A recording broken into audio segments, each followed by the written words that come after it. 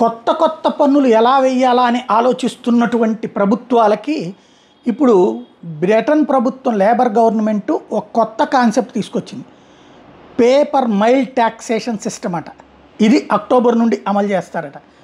ఇప్పటిదాకా టోల్ గేట్లు లేకపోతే వెహికల్ పన్ను ఇవి కాకుండా ఎంత దూరం ప్రయాణిస్తే దానికి తగ్గట్టుగా ట్యాక్స్ అట. ఇది కొత్త సిస్టమ్.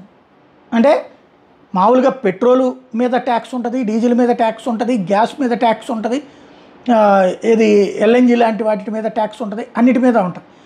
ఇవన్నీ కాకుండా డ్రైవ్ ఎంత దూరం చేస్తే ఆ డ్రైవ్ చేసిన దూరానికి ట్యాక్స్ అనేటటువంటి సరికొత్త ఆలోచన చేస్తున్నాడు. Paper mile car tax changes could be launched in labours budget despite major impact on drivers అంటూ ఇప్పుడు తాజాగా పెద్ద ఎత్తున వైరల్ అవుతున్నటువంటి అంశం.